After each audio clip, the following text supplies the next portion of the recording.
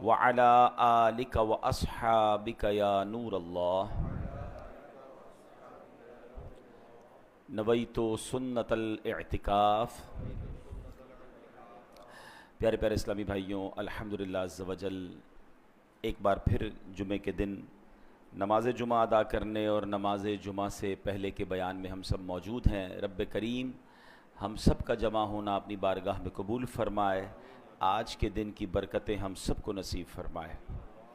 درود پاک پڑھنے کے بے شمار فضائل و برکات ہیں۔ سرکار دو عالم نور مجسم صلی اللہ تعالی علیہ وسلم ایک روز تشریف لائے اور آپ کے چہرہ اقدس پر خوشی محسوس ہو رہی تھی۔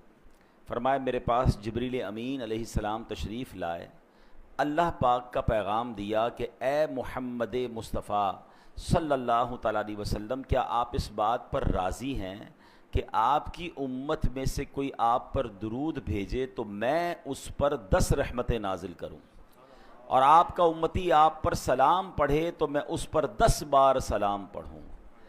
اچھا، اب یہاں ایک خوبصورت بات یہ پتہ چل رہی ہے کہ ایک تو اس حدیث سے ہمیں ایک درود پاک پڑھنے کی فضیلت پتہ چل گئی کہ ایک درود پر 10 رحمتیں ہیں، ایک سلام پڑھیں تو 10 سلامتیاں نازل ہوتی ہیں۔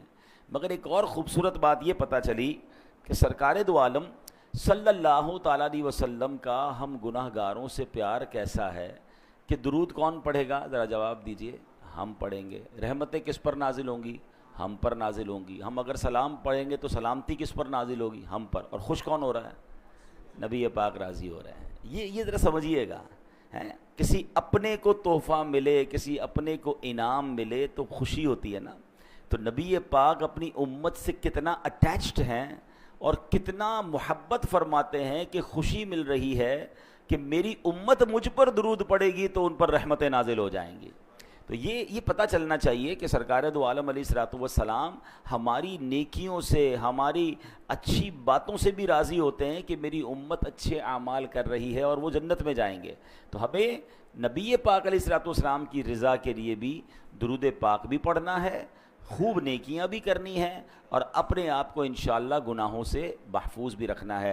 آئیے مل کر محبت کے ساتھ درود پاک پڑھ لیں۔ صلو علی الحبیب صلی اللہ تعالی علی محمد صلی اللہ علیہ وسلم۔ اب یہاں ہر جمعے کو میں ایک حدیث جب ہم یہاں ہوتے ہیں تو بات کرتے ہیں، اور وہ اسی لیے کہ ایک ریمائنڈر کال ہو جاتی ہے کہ سرکار دو عالم صلی اللہ تعالیٰ علیہ وسلم کا ایک بڑا پیارا فرمان ہے جس کا مضمون ہے کہ جو کوئی شخص جمعہ کے دن مجھ پر 200 بار درود پاک پڑھے اس کے 200 برس کے گناہ معاف کر دیے جاتے ہیں۔ تو today is the day of Friday, اور Friday is not an ordinary day, یہ عام دن نہیں ہے۔ بار بار جمعے میں کوشش کرتا ہوں اس بات کو ریمائنڈ کرواؤں۔ مفتی احمد یار خان نعیمی رحمۃ اللہ تعالی علیہ فرماتے ہیں چونکہ اس دن کا شرف زیادہ ہے، اس دن کی بزرگی زیادہ ہے، تو اس دن ایک نیکی کوئی کرے تو اسے 70 نیکیوں کا ثواب ملتا ہے۔ تو آج بس درود پاک پڑھیں، تلاوت قرآن کریں، آج ذکر و اذکار کریں، ہو سکے تو صدقہ خیرات کریں۔ جتنے نیک اعمال کرتے چلے جائیں گے ملٹی پلائی بائی 70 جو ہے وہ انشاءاللہ اجر ملے گا۔ جیسا کہ میرے سے پہلے بیان کرتے ہوئے بھی بتا رہے تھے اسلامی بھائی کہ کل سے ہم حیدرآباد میں تھے، اور کل رات جب ہم وہاں سے واپس آئے تو بڑی تعداد میں بزنس کمیونٹی کے لوگ حیدرآباد سے ہماری اس مسجد میں وہ ایک دن راہ خدا میں گزارنے کے لیے آئے ہیں۔ جمعے کی نماز میں بھی ہمارے ساتھ ہیں۔ تو جو کراچی کے ہیں یا حیدرآباد کے ہیں، بزنس کمیونٹی کے لوگ نارملی ایک ڈیل ڈھونڈ رہے ہوتے ہیں، کوئی فائدے والا کام مل جائے، کہاں ڈسکاؤنٹ زیادہ ملے گا، کہاں جناب کوئی اچھا سودا مل جائے۔ تو آپ سوچیں کہ شریعت کی طرف سے ہر جمعے کو ایک ڈیل آفر کی گئی ہے کہ جناب ہر جمعے کو ایک نیکی کریں، 70 نیکیوں کا ثواب ہے۔ تو اب عقل مند وہ ہے کہ ڈے آف فرائیڈے وہ باقی کام کم کر کے زیادہ نیکیوں میں گزارے، تلاوت کرے، ذکر و اذکار کرے۔ بلکہ ایک حدیث سنا دیتا ہوں، اللہ کرے کہ کوئی عمل کر لے گا تو مجھے بھی ثواب مل جائے گا۔ ایک حدیث پاک کا خلاصہ ہے کہ جو جمعہ کے دن 5 کام جمع کر لے، یعنی 5 کام کر لے، وہ 5 کام پہلے سن لیں۔ روزہ رکھے، جمعہ پڑھے، کسی مریض کی عیادت کرے، کسی جنازے میں شرکت کرے، اور کسی نکاح میں شرکت کرے۔ ایک دن میں، یعنی جمعہ کے دن جو یہ 5 کام کر لے، نبی پاک فرماتے ہیں اس پر جنت واجب ہو جاتی ہے۔ اب ہے کمال کی بات، انعام کتنا بڑا ہے کہ نبی پاک فرما رہے ہیں جنت واجب ہو جاتی ہے، تو اب ہمیں کتنی کوشش کرنی چاہیے. تو جناب آپ نے جمعہ کے دن کوشش کر کے یہ سارے کام کر لینے ہیں. اب کسی زندگی میں ایک جمعہ تو ایسا ہو سکتا ہے، ہماری اس مسجد میں بھی جمعے کو بعض اوقات نکاح ہوتا ہے تو نکاح میں شرکت کر لی، کسی دن جمعے کو روزہ رکھا ہو، تو اب 2 کام کرنے ہیں. تو بہرحال اللہ کرے کہ ہمیں نیکیاں کرنے کا جذبہ جو ہے وہ نصیب ہو جائے. آج قرآن پاک کی کون سی آیت اور اس پر ہم جو گفتگو کریں گے، ہماری کوشش ہر جمعے کو یہ ہوتی ہے کہ کچھ قرآن کی باتیں کی جائیں، کچھ قرآن سے میسج لیا جائے. تو آج قرآن مجید فرقان حمید کی آیت ہے. اللہ کریم قرآن میں ارشاد فرماتا ہے، پارہ نمبر 1 ہے، سورہ بقرہ ہے اور آیت نمبر ہے 85. بسم اللہ الرحمن الرحیم. افتؤمنون ببعض الکتاب وتکفرون ببعض فما جزاء من يفعل ذلك منكم الا خزي في الحياة الدنيا وَيَوْمَ الْقِيَامَةِ يُرَدُّونَ إِلَىٰ أَشَدِّ الْعَذَابِ وَمَا اللَّهُ بِغَافِلٍ عَمَّا تَعْمَلُونَ. آسان ترجمہ قرآن کنز العرفان. تو کیا تم اللہ کے بعض احکامات کو مانتے ہو اور بعض سے انکار کرتے ہو؟ تو جو تم میں ایسا کرے اس کا بدلہ دنیاوی زندگی میں ذلت و رسوائی کے سوا اور کیا ہے، اور قیامت کے دن انہیں شدید ترین عذاب کی طرف لوٹایا جائے گا، اور اللہ تمہارے اعمال سے بے خبر نہیں ہے. اے میرے پیارے اسلامی بھائیوں، اب اس آیت میں جو ہمیں میسج دیا جا رہا ہے نا، وہ بڑا کمال کا میسج ہے. بیسیکلی آیت کا جو واقعہ تو شان نزول تو یہودیوں کے لیے تھا کہ ان سے اللہ کریم نے 3 باتوں کا تورات میں وعدہ لیا تھا. ایک دوسرے کو آپس میں قتل نہیں کرو گے، ایک دوسرے کو جلا وطن نہیں کرو گے، یعنی گھروں سے نہیں نکالو گے، تم میں سے کوئی شخص قید ہو جائے یا غلام بنا لیا جائے تو اسے خرید کر آزاد نہیں کرو گے. لیکن انہوں نے کیا کیا، 3 وعدوں میں سے 1-2 باتیں ماننا شروع کر دیں اور ایک اپنی مرضی سے قتل و غارت گری کرنے لگے. تو اب قرآن مجید فرقان حمید میں ان سے کیا کہا گیا، افتؤمنون ببعض الکتاب، تو کیا تم اللہ کے بعض احکام کو مانتے ہو، اور پھر کیا فرمایا، وتکفرون ببعض، اور بعض سے انکار کرتے ہو، یعنی اپنی مرضی سے ایک حکم کو پک کر لیتے ہو، ایک کو چوز کر لیتے ہو، باقی چھوڑ دیتے ہو ہیں. اب جو یہ کرتا ہے تو پھر اس کے بارے میں اس کی سزا کیا بیان فرمائی قرآن نے، فما جزاء من يفعل ذلك منکم، یعنی کیا جزا جو کرے یہ تم میں سے، فرمایا الا خزي في الحیات الدنیا، مگر رسوائی دنیا کی زندگی میں. یہ دنیاوی سزا تھی. اب مزید فرمایا وَيَوْمَ الْقِيَامَةِ يُرَدُّونَ إِلَىٰ أَشَدِّ الْعَذَابِ، اور قیامت کے دن انہیں شدید ترین عذاب کی طرف لوٹایا جائے گا. یعنی جو اپنی مرضی کا حکم مان لے، باقی کا انکار کرے، اسے 2 سزائیں ملیں گی، دنیا میں بھی سزا ملے گی اور آخرت کا شدید عذاب بھی ملے گا. وَمَا اللَّهُ بِغَافِلٍ عَمَّا تَعْمَلُونَ، اور اللہ تمہارے اعمال سے بے خبر نہیں ہے. تو اے میرے پیارے اسلامی بھائیوں، یہاں ایک بڑا واضح قرآن کا میسج ہے. یقیناً یہ ان لوگوں سے فرمایا گیا، مگر یہ حکم ہم سب کے لیے بھی ہے کہ قرآن کے کچھ احکام، شریعت کے کچھ احکام مان لیے اور کچھ کو رد کر دیا ہے، کسی کا انکار کر دیا. فرمایا پھر اس کے لیے شدید ترین عذاب ہے، دنیا میں بھی اور آخرت میں بھی. اب اس واقعے میں ہمیں ایک اور بات یہ سیکھنے کو مل رہی ہے کہ ظلم بھی حرام ہے اور ظلم پر مدد کرنا بھی حرام ہے. یہ اوس و خزرج اور یہ اس زمانے کے جو قبیلے تھے جو آپس میں لڑتے تھے اور ظالموں کی مدد کرتے تھے، ان پر یہ آیت جو نازل ہوئی، اس سے ہمیں کیا میسج ملا کہ ہمارے یہاں بھی ہمیں ظلم کی طرفداری نہیں کرنی ہے، ظلم کرنا بھی نہیں ہے اور ظالموں کا ساتھ بھی نہیں دینا ہے. اب ہمارے یہاں کس انداز سے طرفداری ہو رہی ہوتی ہے، اب ذرا میں کچھ مثالوں کے ذریعے سمجھاتا ہوں کہ ہمارے یہاں کچھ لوگ جان رہے ہوتے ہیں، میرا چاچا ہے، میرا تایا ہے، چھوٹا بھائی ہے یا بڑا بھائی ہے، رشتہ دار ہے، پتہ ہے غلط کر رہا ہے، مگر چونکہ اپنا ہے اب اس کی طرفداری کر رہے ہوں گے. ٹھیک ہے، اگر خدا نہ خواستہ ہمارے بولنے کے سبب لڑائی جھگڑے ہو سکتے ہیں، خاندان کے حالات بگڑ سکتے ہیں، تو ہمیں خاموشی اختیار کرنی چاہیے، لیکن جھوٹ اور اس کی طرفداری نہیں کرنی چاہیے کہ یار میرا گرائی ہے تو میرے محلے کا ہے تو ہمارے قبیلے کا ہے، اگر اس کا جھگڑا ہو گیا ہے یا وہ کسی کے ساتھ زیادتی کر رہا ہے اور آپ کو بٹھا رہا ہے ساتھ کہ بھائی آپ بتاؤ میں غلط ہوں کہ صحیح ہوں. بھائی 2 چیزیں ہیں، یا تو آپ کو لگتا ہے میں غلط کہوں گا تو لڑائی اور بڑھ جائے گی، یہ مجھ سے بھی لڑے گا، تو آپ خاموش ہو جائیں.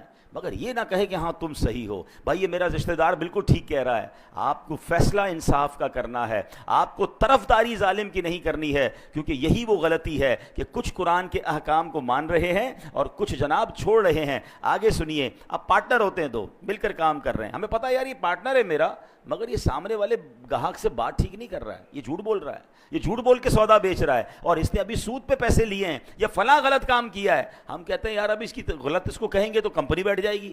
بیچتا تو مال بڑا اچھا ہے, جھوٹ بول کے بیچ تو آتا ہے, سودا سب سے اچھا بیچتا ہے جناب, کاروبار اس کو سمجھ بڑی ہے, کچھ بھی کر کے آئٹم بیچ کے آ جاتا ہے. اگر میں اس کا پارٹنر ہوں اور میں خاموش ہوں اور میں بلکہ طرفداری کر رہا ہوں, تو پھر آپ سوچیں کہ ہم کیا کر رہے ہیں.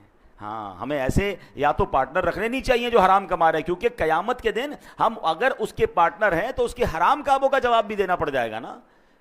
بہت سارے شیئر کمپنی کے کاروبار کو جو علماء منع کرتے ہیں, اس کی ایک بڑی وجہ علماء یہ بیان کرتے ہیں کہ آپ جناب اس کمپنی میں ایک طرح سے پارٹنر بن جاتے ہیں. آپ کو کیا پتا اس کمپنی میں کیا کیا حرام ہو رہا ہے, اس کی بڑی تفصیل ہے. میں نہیں کہہ رہا سارا کام غلط یا سارا کام صحیح, آپ کسی صحیح عالم دین مفتی کے ساتھ بیٹھے تو صحیح.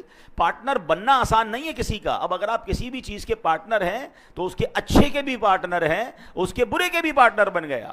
تو یہ سوچنا ہوگا کہ کہیں میں غلط کام کی طرف تو نہیں جا رہا. اسی طرح لوگ معاذ اللہ آج کل کیا ہوتا ہے, کچہریوں میں جھوٹی گواہیاں دے رہے ہیں. اللہ اکبر, حالانکہ معلوم ہے کہ جھوٹی گواہی دے رہا ہوں, ظلم ہو رہا ہے, مگر کہیں یہ ایسا نہ ہو کہ کسی مظلوم کے ساتھ برا ہو جائے اور کسی ظالم کا فائدہ ہو جائے, تو پھر دنیا اور آخرت کے شدید عذاب کے لیے تیار رہیے. کل میرا حیدرآباد پریس کلب میں بیان تھا, تو وہاں بھی میں نے یہ بات کہی صحافیوں سے بھی. اس سے پہلے جب بار کونسل میں جانا ہوا, وہاں بھی یہ میں بات عرض کرتا ہوں کہ دیکھیں, ایک بات یاد رکھیے کہ آپ کی لکھت سے, آپ کے کالم سے, آپ کی صحافت کی آواز سے, یا اگر آپ وکیل ہیں تو آپ کیس لیتے وقت بھی یہ دیکھیں, وکیلوں کو پتہ ہوتا ہے کہ میں جس کا کیس لے رہا ہوں یہ ظالم ہے یا مظلوم ہے. مگر اگر پیسے اچھے ملتے ہیں, اگر نام ہو رہا ہے, اگر شہرت ہو رہی ہے, تو کہتے ہیں یار ہمیں تو اپنے کیس سے مطلب ہے نا. تو کیا آپ قتل کرنے والے کو جو ہے وہ بے قصور ثابت کریں گے؟ آپ یہاں تو تھوڑے پیسے کما لیں گے, ہو سکتا ہے قانون کو ڈاج دے کے کیس بھی جیت لیں, اللہ کی بارگاہ میں کیا جواب دیں گے؟ کبھی بھی ظالم کا ساتھ نہیں دینا ہے, کبھی جھوٹی گواہی نہیں دینی ہے. دو باتیں ہیں, شریعت کہتی ہے اگر آپ ظلم کے خلاف آواز نہیں اٹھا سکتے تو کم از کم ساتھ تو نہ دینا ہے, آپ خاموش ہو کے سائڈ پہ ہو جائیں. لیکن یہ ہونا ضروری, اور جو ماشاءاللہ کہتے ہیں نا حسینی قافلے کے سپاہی ہوتے ہیں, وہ تو ظلم کے خلاف کھڑے ہو جاتے ہیں, اور پھر کھڑے ہوتے ہیں. نقصان ہوتا ہے تو وہ نقصان سے ڈرتے نہیں, کیونکہ امام حسین رضی اللہ تعالیٰ عنہ نے ہمیں سکھا دیا ہے کہ قتل حسین اصل میں مرگ یزید ہے, اسلام زندہ ہوتا ہے ہر کربلا کے بعد. بہرحال میرے پیارے اسلامی بھائیوں, ہم نے یہ بات سمجھنی ہے. اب آج کل ہمارے معاشرے میں ایک اور بڑا فتنہ آیا ہے, اور وہ کیا ہے؟ آدھی جہالت ہے. کیونکہ قرآن نے بڑا پیارا حکم دیا ہے, افتؤمنون ببعض الکتاب وتکفرون ببعض, تو کیا تم اللہ کے بعض احکام کو مانتے ہو اور بعض سے انکار کرتے ہو؟ تو اب ہوا کیا ہے, ایک بات یاد رکھیے گا, آدھا جاہل جو ہوتا ہے وہ بہت خطرناک ہوتا ہے. کیونکہ کچھ لوگ قرآن کی ایک دو آیتیں یاد کر کے, ایک دو حدیثیں یاد کر کے اب احکام شریعہ بیان کرنا شروع کر دیتے ہیں کہ یہ ناجائز ہے, یہ جائز ہے. ارے بھائی قرآن میں تو لکھا ہے, ایسا تو کر ہی نہیں سکتے. اب ہمارے بھولے بالے مسلمان, ہم نے بھی پورا قرآن نہیں پڑھا, ہم نے بھی علم دین حاصل نہیں کیا. اب کوئی سوشل میڈیا پر آ کر ایک قرآن کی آیت بتا کر سب کو گمراہ کر رہا ہے کہ جناب قرآن میں تو یہ حکم ہے. حالانکہ اگر قرآن کا حکم بیان کرنا ہے تو پورے قرآن کا مطالعہ کر کے بیان کرنا ہے. قرآن کی کچھ آیتوں میں ناسخ و منسوخ کے احکام ہیں, کچھ آیتیں پہلے نازل ہوئیں, کچھ بعد میں نازل ہوئیں, پہلا حکم ختم ہو گیا. اور جناب بعض اوقات حدیثوں میں بھی اس طرح ہوتا ہے. یہ علماء کا کام ہے کہ وہ تمام حدیثوں کا مطالعہ کر کے یا قرآن کریم کا پورا مطالعہ کر کے پھر ہمیں حکم بتاتے ہیں کہ اب حکم ہمارے لیے کیا ہے, ہم نے شریعت پر عمل کیسے کرنا ہے. حضرت عیسیٰ علیہ الصلوۃ والسلام, اب آدھے جاہل اور جہالت کی بات کتنی خطرناک ہوتی ہے. عیسیٰ علیہ الصلوۃ والسلام کہیں تیز تیز قدم کے ساتھ جا رہے تھے. ایک شخص ملا, کہتا علی جان اتنے تیز تیز کہاں جا رہے ہیں؟ تو کہا میں نے ایک بے وقوف کو دیکھ لیا ہے, اس سے دور بھاگ رہا ہوں. عرض کیا علی جان آپ تو بڑے شاندار شخصیت والے ہیں, بڑی شان والے ہیں, آپ تو مردے زندہ کر لیا کرتے ہیں. آپ نے بڑا خوبصورت جملہ فرمایا مردے زندہ کرنا آسان ہے, بے وقوف کو سمجھانا انتہائی مشکل ہے. ہاں, یہ بے وقوف کی جو دوستی ہوتی ہے نا, اور بے وقوف سے اگر کوئی دین سیکھ رہا ہے تو پھر اس کا بیڑا غرق ہی ہونا ہے. تو پہلے یہ چیک کیجئے کہ ہم علم دین کس سے سیکھتے ہیں, ہم جس سے سیکھ رہے ہیں اس نے بھی سیکھا ہے کہ نہیں سیکھا. اور جمعہ 8 دن ہوئے اور جناب بیٹھ کے ہمیں سکھانا شروع کر دیا. یہ باقاعدہ ایک پوری نالج ہے, یہ پوری ایک سائنس ہے, اور قرآن فہمی ہر کسی کا کام نہیں ہے. اب آپ ذرا غور کیجئے یہ بے وقوف کہاں تک پہنچتا ہے جب ایک قرآن کی آیت سے معاملے کو سمجھے. مولا علی شیر خدا کرم اللہ تعالی وجہ الکریم کی شان کا عالم کیا ہے؟ میرے آقا فرماتے میں علم کا شہر ہوں, علی اس کا دروازہ ہے. مولا علی وہ ہیں, نبی پاک کی حدیث میں آتا ہے کہ علی کے چہرے کو دیکھنا عبادت ہے. سبحان اللہ, شیر خدا کے علم دین کا اور قرآن فہمی کا عالم یہ ہے کہ آپ فرماتے اگر میں سورہ فاتحہ کی تفسیر لکھنا شروع کروں تو اتنی کتابیں لکھ دوں کہ 70 اونٹ ان کتابوں کے بوجھ سے دب جائیں. اتنی ایک سورہ فاتحہ کی تفسیر. اب آپ سوچیں کہ مولا علی کے قرآن فہمی کا عالم کیا ہوگا. مگر آپ کے دور میں ایک فرقہ نکلا جس کا نام تھا خارجی فرقہ. اس نے پتہ ہے مولا علی پر کفر کا فتویٰ لگا دیا. آپ غور کریں کہ جس کی شان اتنی نرالی ہے ان بدبختوں نے شیر خدا پر کفر کا فتویٰ لگایا. اب وہ فتویٰ کیا تھا؟ معاملہ کیا ہوا؟ معاملہ یہ ہوا تھا کہ مولا علی شیر خدا اور حضرت امیر معاویہ رضی اللہ تعالیٰ عنہ پر کسی دینی مسئلے پر اختلاف ہو گیا. تو مولا علی ماشاءاللہ بڑی معاملہ فہم شخصیت ہیں. آپ نے حکمت عملی مقرر فرمائی اور ایک حکم یعنی ایک ایسا بندہ مقرر کیا جو دونوں گروہ کی بات سنے اور درمیان میں صلح کروا دے, فیصلہ ڈیسائیڈ کر دے. تو ایسا ہی ہوا اور انہوں نے فیصلہ سنایا اور صلح ہو گئی. اب ایک فرقہ تھا جو جنگ چاہتا تھا. آج بھی کچھ لوگ ایسے ہیں جو چاہتے لڑائی ہونی چاہیے, جھگڑا ہونا چاہیے, معاملہ بگڑنا چاہیے. یہ امن و امان سے مسلمان کیوں رہ رہے ہیں؟ یہ فرقے والا ادھر حملہ کرے تو یہ والا ادھر حملہ کرے. اچھا جناب فرقہ واریت کی لڑائی نہیں ہو رہی تو چلو بھائی خاندانی لڑائی شروع کرو, صوبائی لڑائی شروع کرو. ان کی جنگ میں ان کو فائدہ ہے, پرابلم کریٹ ہوتی ہے تو جناب ان کو مزہ آ رہا ہوتا ہے. تو ایسے لوگوں سے بھی بچنا ہے. تو مولا علی نے بڑی حکمت عملی کا مظاہرہ کیا اور صلح ہو گئی. اب وہ جو خارجی فرقہ تھا انہوں نے کیا کہا؟ انہوں نے کہا اللہ تو قرآن میں فرماتا ان الحکم الا للہ, ان الحکم الا للہ, حکم تو صرف اللہ کا ہے.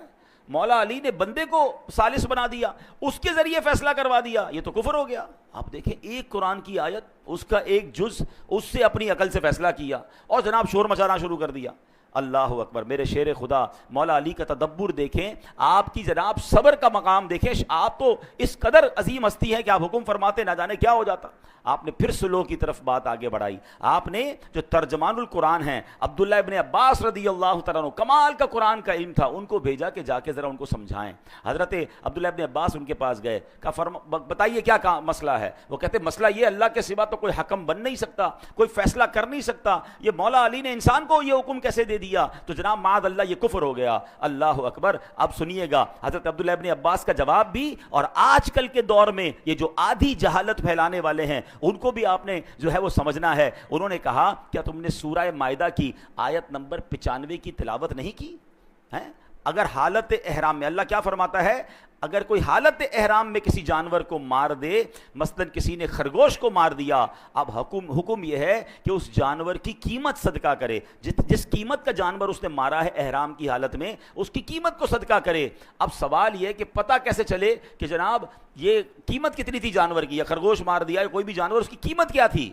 اللہ قرآن میں حکم فرماتا ہے یحکم بہ ذوا عدل منکم, تم میں سے 2 معتبر آدمی اس میں فیصلہ کر لیں. اللہ اکبر. عبداللہ ابن عباس کہتے ہیں چند روپوں میں خرگوش آ جاتا ہے, اس کی قیمت ڈیسائیڈ کرنے کے لیے تاکہ آپس میں پرابلم نہ ہو 2 بندے بیٹھ کے فیصلہ کر لیں. اللہ اکبر. فرمایا بتاؤ جانور کی قیمت زیادہ یا انسانوں کی قیمت زیادہ؟ شیر خدا نے صحابہ کرام کے درمیان کوئی ڈسٹربنس نہ ہو جائے, کوئی لڑائی نہ ہو جائے, انسانی جان ضائع نہ ہو جائے, اس کے لیے کسی کو حکم بنایا کہ جناب فیصلہ کرا دیا جائے. تو اس میں کیا حرج ہے جب خرگوش کی قیمت معلوم کرنے کے لیے قرآن کہہ رہا ہے کہ جناب 2 بندے بیٹھ کر فیصلہ کر لیں کہ قیمت کیا ہے. تو پتہ یہ چلا ایک آیت تو پڑھی تھی, پورا قرآن نہیں پڑھا تھا, حالانکہ آگے قرآن میں اس کی ڈیفینیشن موجود ہے. اور یہی آج کے دور کا پرابلم ہے, اور یہاں ہماری بھی ایک کمزوری ہے کہ ہم جناب ہر کسی کی بات سننے کے عادی بن گئے, اور جب سنتے ہیں تو کنفیوز ہو جاتے ہیں. معاذ اللہ اب تو لوگ غیر مسلموں کو سننے لگ گئے, جب سنتے ہیں تو کہتے ہیں یار یہ اسلام اسلام کی جو حقانیت ہے اس پہ کچھ کنفیوژن ہے. ہمیں آ کے لوگ سوال کر رہے ہوتے ہیں اللہ تبارک و تعالیٰ ایک ہے, اس کی دلیل کیا ہے؟ اچھا اللہ ہے, اس کی دلائل بتائیے. اللہ اکبر, کیا آج ہمارے دین اور ایمان میں اتنی کمزوری آ گئی کہ جب جس کی جو مرضی ہو کوئی ایک بات کر دے اور ہم کنفیوز ہو جائیں؟ پھر اپنے عقائد پر, اپنے معمولات اہل سنت پر ہم کنفیوز کیوں ہوتے ہیں؟ کیونکہ ہمارے پاس بھی علم نہیں ہے. شیطان کو موقع ملتا ہے, وہ ہمیں ڈسٹرب کرتا ہے. تو خدا را سب سے پہلے یہ ذہن بنا لیجئے کہ ہم نے دین کس سے سننا ہے, دین کس سے سیکھنا ہے. بڑے سمجھدار لوگ بیٹھے ہیں. میں اگر آپ سے سوال کروں کہ جناب آپ نے اپنا گھر بنانا ہے تو گھر کس سے بنائیں گے, تو آپ کہیں گے بلڈر سے بنائیں گے. تو میں کہوں یار آپ نے کپڑے بڑے اچھے پہنے, لگتا ہے درزی بھی بڑا اچھا ہے, اسی سے گھر بھی بنا لیجئے. کپڑے بڑے اچھے سیتا ہے, آپ کا گھر بھی اچھا بنا دے گا. آپ کہیں گے جناب درزی کا کام تو کپڑے سینا ہے. مولانا صاحب آپ کی لگتا ہے طبیعت ٹھیک نہیں ہے, درزی کپڑے سیتا ہے, بلڈر جو ہے وہ گھر بناتا ہے. اچھا جناب, پھر اس کے بعد آپ کو جناب ڈاکٹر کی ضرورت پڑی, طبیعت خراب ہوئی, تو اب میں آپ کو کہوں کہ آپ ایسا کیجئے کہ آپ چپل بڑے اچھے سلوا کے لائے تھے, اسی بندے سے آپ اپنی دوائی بھی لے لیجئے. آپ کہیں گے لگتا ہے آج آپ نے دوائی نہیں پی ہے کہ جناب چپل سینے والا جو ہے وہ ہمیں دوائی کیسے دے گا. تو کمال ہے کہ دنیا کی ہر فیلڈ میں آپ اپنے لیے اس فیلڈ کا ایکسپرٹ تلاش کرتے ہیں. موچی سے جوتے سلواتے ہیں, درزی سے کپڑے سلواتے ہیں, ڈاکٹر سے دوائی لیتے ہیں, بلڈر سے گھر بناتے ہیں. ان کو آپس میں مکس اینڈ میچ نہیں کرتے. تو اب بتائیے نا دین کس سے سیکھنا چاہیے, شریعت کس سے معلوم کرنی چاہیے؟ کیا ہر اس شخص کو یہ حق حاصل ہے؟ میرا دین اتنا مظلوم ہے. اچھا اب ایک اور فینومینا لوگ لے کر آئے کہ جناب انٹرنیٹ پر تو ساری چیزیں موجود ہیں, اب تو اے آئی کا زمانہ ہے, سوال کیجئے جواب مل جاتا ہے. قرآن پاک پڑھنے کی اور جناب اس کی اتنی بڑی بڑی تفسیریں پڑھنے کی ضرورت کیا ہے؟ اور جناب پڑھنا بھی ہے تو کسی عالم کی ضرورت کیا ہے, کسی مفتی کی ضرورت کیا ہے, کسی ایکسپرٹ کی ضرورت کیا ہے؟ قرآن موجود ہے, تفسیریں موجود ہیں, ہم خود ہی مسئلہ نکال لیں گے, ہمیں علماء کی حاجت نہیں ہے. چلے تھوڑی دیر کے لیے آپ کی بات مان لیتے ہیں کہ جناب کتاب سے پراپر علم مل جاتا ہے. ٹھیک ہے, کتاب میں سب چیزیں موجود ہیں. چلے اب میں آپ ہی کی بات آپ کی طرف دوبارہ بڑھاتا ہوں. اللہ نہ کرے آپ میں سے کسی کو کوئی پرابلم ہو جائے یا آپ کے گھر میں کسی کا آپریشن ریکوائرڈ ہو, تو جناب آپ بھی کتاب اٹھائیے کہ ٹانگ کا آپریشن کیسے ہوگا. بلکہ اب صرف کتاب نہیں ہے, یوٹیوب پر تو ٹیوٹوریل موجود ہے نا, ویڈیو بھی موجود ہے کہ یہ والا آپریشن کیسے ہوگا. تھوڑا مزید سوال اے آئی سے کر لیجئے کہ کون سا چاقو استعمال کروں, کون سی چھری استعمال کروں, پہلا کٹ کدھر لگاؤں. 2-4 دوست جمع ہو جائیں اور ٹانگ کا آپریشن گھر میں کر لیجئے, 2-4 لاکھ روپے بھی بچ جائیں گے. آپ کہیں گے یار کیا ہو گیا آپ کو؟ بھائی جان کا معاملہ ہے, کسی ایکسپرٹ سے کروانا پڑے گا. کتابوں میں ضرور لکھا ہے لیکن ٹانگ ضائع ہو جائے گی. دل کا آپریشن ہم نہیں کر سکتے, حالانکہ اس کا پورا طریقہ انٹرنیٹ پر موجود ہے. آپ کہیں نہیں, اس کے لیے برسوں کا ایکسپرٹ چاہیے. بلکہ آپریشن تو اس سے کروائیں گے جس کا آپریشن کرنے کا تجربہ بھی ہو اور اس کا آپریشن کامیاب بھی ہوتا ہو. 4 دوستوں سے بھی پوچھیں گے, 3 رائے لیں گے. ایک رائے پر بھی لوگ آپریشن نہیں کراتے. کرنا بھی یہ چاہیے کہ 3 طرف سے رائے لے کر پھر آپریشن کی طرف جانا چاہیے. آپ کہیں گے جان کا معاملہ ہے, جسم کا معاملہ ہے, باڈی خراب ہو سکتی ہے. سبحان اللہ, آپ نے میرا ہی جواب دے دیا حضرت. اب میرا ثواب سن لیجئے, مجھے ایک بات بتا دیجئے, کسی کی ٹانگ زیادہ قیمتی ہے یا اس کا ایمان زیادہ قیمتی ہے؟ میرے ایمان پر جس کی جو مرضی آئے چھری کانٹے لے کر آ جائے کہ میں تمہارا ایمان کا معاملہ ٹھیک کرتا ہوں, تمہارا دین میں تمہیں سمجھاتا ہوں, آپ پڑھ لینا, آپ ہی خود ہی قرآن سے اور تفسیر سے پڑھ لیں. آپ کہیں گے نہیں جناب, باقی دنیا کے معاملات میں جب ایکسپرٹ ریکوائرڈ ہے تو مجھے قرآن کے علم کے لیے بھی فہم القرآن والا مفتی اور عالم ریکوائرڈ ہے. برسوں جس نے پڑھا ہو, جس کی جناب تفسیر پر نظر ہو, جس کی عقائد مضبوط ہوں. ارے وہ خود اگر سچا نہیں ہے تو مجھے کیا دین سکھائے گا؟ تو اے میرے پیارے اسلامی بھائیوں, اے بھولے بھالے مسلمانوں, خدا را اپنی زندگی کا یہ آپ ذہن بنائیے کہ سب سے قیمتی سرمایہ تو ایمان ہے. اور ایمان کے معاملات میں, دین کے معاملات میں میں نے کسی ایکسپرٹ سے, کسی صحیح العقیدہ مفتی سے اور عالم دین سے انشاءاللہ دین پڑھنا بھی ہے, سیکھنا بھی ہے, اور آدھی جہالت سے بچنا ہے. جب آپ قرآن پورا پڑھتے ہیں, کبھی بھی کوئی ایک آیت سن کر, ایک حدیث سن کر کنفیوز نہ ہو جایا کریں. کسی عالم دین سے رابطہ کریں, وہ آپ کو بتائے گا کہ یہ آیت کے بعد یہ بھی تو آیت موجود ہے, یہ حدیث کے بعد یہ بھی تو حدیث موجود ہے. اور وہ ان دونوں کو سامنے رکھ کے جب آپ کو جواب دیں گے تو آپ کا ایمان تازہ ہو جائے گا. اللہ کریم ہمیں شریعت کے احکام کو صحیح طریقے سے عمل کرنے کی توفیق عطا فرمائے. اب یہاں پر میں چلیں ایک آیت اس لیے بتا دیتا ہوں کہ اس میں ہمارا انشاءاللہ آج کا ایک موضوع بھی ہے, وہ بھی کور ہو جائے گا. کہ اب جناب قرآن کی ایک آیت بیان کرنے والے کرتے بھی ہیں, قل انما انا بشر مثلکم. ترجمہ کیا ہے؟ تم فرماؤ میں ظاہراً تمہاری طرح ایک بشر ہوں. اللہ نے اپنے حبیب کو کیا فرمایا کہ لوگوں سے کہہ دو میں تو تمہاری طرح کا ایک بندہ ہوں. اب کچھ جاہلوں نے, وہ آدھے جاہل ہے نا, کہ دیکھو نبی پاک خود کہہ رہے ہیں وہ ہماری طرح کے آدمی ہیں, ہیں، اور تم کہتے ہو جناب وہ نور ہیں اور وہ جناب بہت عظیم ہستی ہیں، خود فرما رہے میں تمہاری طرح کا ہوں. تو قرآن ادھورا پڑا. ایک آیت پڑھی، اب اگلی آیت سن لو. اللہ قرآن میں فرماتا ہے قد جاءکم من اللہ نور، بے شک تمہارے پاس اللہ کی طرف سے ایک نور آ گیا ہے. سبحان، پتہ کیا چلا؟ یقیناً میرے آقا بشر بن کر دنیا میں آئے ہیں، بلکہ یہ ہمارے جیسے بشر نہیں، اللہ پاک کا نور ہے جسے رب کریم نے دنیا میں بشر بنا کر بھیجا ہے. تو بات اگر پوری قرآن سے سمجھی جائے تو سمجھ آتی ہے. اب ان لوگوں کو کون سمجھائے کہ جو کہتے ہیں نبی پاک ہماری طرح کے ہیں. ارے جناب میں تو ہاتھ اٹھا کر کوئی چیز نہیں اٹھا سکتا، اور میرے آقا وہ ہیں جو اشارہ فرمائیں تو چاند دو ٹکڑے ہو جاتا ہے. ہماری گھڑی ہمارے قابو میں نہیں آتی ہے، اور میرے آقا دعا کریں، مولا علی کہیں کہ حضور نماز عصر چلی گئی ہے، اور میرے آقا دعا فرمائیں تو سورج کو واپس پلٹا دیں. تو ایسے کون کہہ سکتا ہے کہ ہمارے جیسے ہیں؟ اللہ اکبر. نبی پاک تو وہ ہیں جو وجہ تخلیق کائنات ہیں. ہی از the reason of the all creation. میں اور آپ تو دنیا میں آ گئے ہیں، مگر بتاؤ تو صحیح دنیا بنی کس کے لیے ہے؟ خود رب فرماتا ہے لولا کلمہ خلقت الافلاق، اے محبوب میں تمہیں نہ بناتا تو یہ دنیا ہی نہ بناتا، یہ کائنات ہی نہ بناتا. ارے جس کے لیے دنیا بنی ہے وہ میرے اور آپ کے جیسے کیسے ہو سکتے ہیں؟ تو جناب اب یہاں ایک اور خوبصورت بات میں کر کے اپنی گفتگو ختم کرتا ہوں کہ سبحان اللہ، اب ایک مہینے کے بعد محرم اب اینڈ ہونے کو ہے، اس کے بعد سفر اور پھر ربیع الاول. انشاءاللہ یہ جو ربیع الاول آ رہا ہے، یہ جو میلاد کا مہینہ آ رہا ہے، یہ نبی پاک علیہ الصلوۃ والسلام کا 1500 سالہ جشن ولادت ہے. ہاں، نبی پاک کا 1500 سالہ برتھ ڈے ہے. تو تمام دنیا کے عاشقان رسول نے اس بار دھوم دھام سے بڑے شاندار انداز سے میرے آقا کا یہ میلاد منانا ہے. Actually we are very fortunate to witness this 1500th birthday. اللہ کرے کہ ہم 12ویں تک زندہ رہیں. ہم وہ لوگ ہوں گے کہ جنہوں نے شاید اپنی زندگی میں، بلکہ یقیناً اپنی زندگی میں پہلی بار ہم یہ سیلیبریشن دیکھیں گے.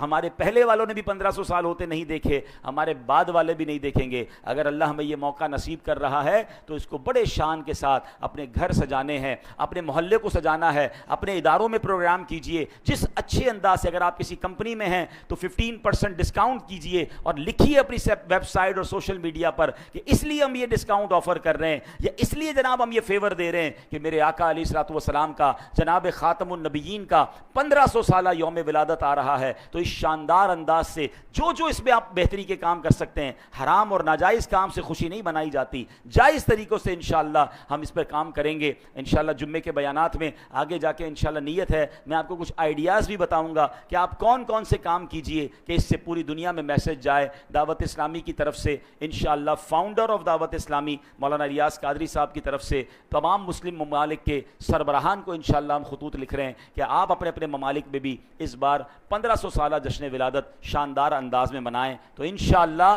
گھر بھی سجائیں اور اپنا آپ بھی سجائیں. اس بار ایسا یہ میلاد منائیں کہ 5 وقت کے نمازی بن جائیں. کوئی کہے ماشاءاللہ 5 وقت نماز پڑھنے لگ گئے ہیں، تو آپ جواب دیں کہ میرے آقا کا 1500 سالہ جشن ولادت آیا ہے، بس اب توبہ کر لی ہے، آج کے بعد 5 وقت نماز پڑھ کے میلاد مناؤں گا. تو جناب اپنے اندر بھی تبدیلی لائیں، سنتوں پر عمل کریں، گناہوں کو چھوڑ کر اپنے دل کو بھی اجیالا کر کے ہم اس بار جشن ولادت منائیں. اللہ کریم ہم سب کو برکت نصیب فرمائے. ماشاءاللہ 2 اعلان ہیں. ہماری یہ مسجد آپ کے سامنے ہے اور برکتیں ہی برکتیں ہیں، پروگرامز بھی ہو رہے ہوتے ہیں اور 2 جمعے ہوتے ہیں ماشاءاللہ یہاں پر. تو مسجد کے لیے ایک نیو ساؤنڈ سسٹم ہمیں لگانا ہے. تو اس کے لیے کوئی عاشق رسول اپنے مرحومین کے ایصال ثواب کے لیے مسجد کمیٹی سے رابطہ فرما لیں. اذانیں ہوں گی، نمازیں ہوں گی، بیانات ہوتے رہیں گے، ہر ہی نیکی میں آپ کا حصہ مل جائے گا. تو اس کے لیے ہماری کمیٹی سے آپ رابطہ کر لیں جو اس میں کوئی اس کو ڈونیٹ کرنا چاہیں. اسی طرح آنے والی پیر عشاء کی نماز کے فوراً بعد